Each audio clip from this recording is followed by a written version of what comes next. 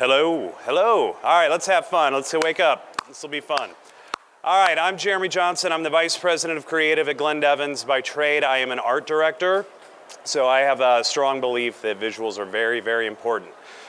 So this is a re-emerging trend. So let's go back 40,000 years to Spain. It's where the first known cave painting was found and created. This is the earliest form of communication in humankind.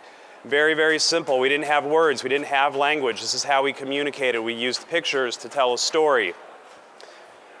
So let's go to a pub in the 1600s. You're going to meet your mates out for a drink.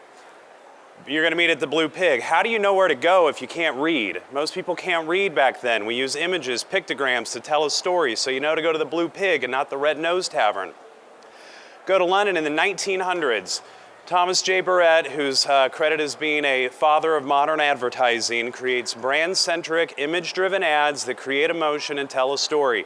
Pear's soap is known as the longest continuously existing brand in the world. But what happens? Copywriters happen. That's what happens.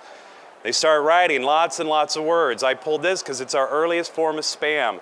We start telling why people should care and not giving them a reason to care. So what happens next?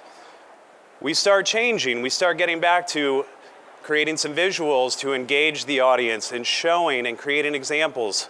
Paul Rand ushers this in. He's credited as being the father of modern advertising, and he's the best at bridging art and copy together.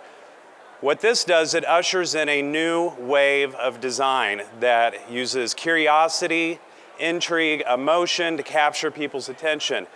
This folds over to what we all consider the Mad Men era with William Birnbach, David Ogilvy, and Leo Burnett. They're taking really smart, fun, insightful copy, simple, and marrying it with great, great visuals. But then it all goes down the toilet because Al Gore invents the internet. Not really. But he invents the internet, Apple comes along with the desktop computer, and people start making their own advertising. They're not as trained as the David Ogilvys of the world, and it creates a gluttony of junk in the marketplace. Then the audience's tastes change even more. Facebook buys Instagram. It's the world's premier photo sharing platform. People aren't talking as much. They're going online, they're sharing photos, and we know, survey says, seniors love to share photos. They love to go online and look at photos. We know with our websites that that's one of the #1 things they like to do is go look at the communities. They like to go online and look at pictures of their friends and their grandkids. Twitter comes around and it's making it even harder to get your point across. You get 140 characters to get people's attention. Obviously, we don't have a lot of seniors using Twitter yet, but it is changing the way we interact and consume media. So now we're up to today, and there's a re-emergence in using dominant visuals. I like this ad a lot because the tagline says, question your world. It's about being curious. It's about engaging and enticing people to want to learn more. But we're talking to seniors, right? They don't understand our product. It's confusing. The marketplace is crowded. We need to tell them why they should care about the things we have to offer. But I would challenge you to say that see, this is what happens. Anyway, good ads, less than 8 elements. You got to get there quick. Bad ads, they have more than 16 things. Don't be a unicorn killer. Keep it focused.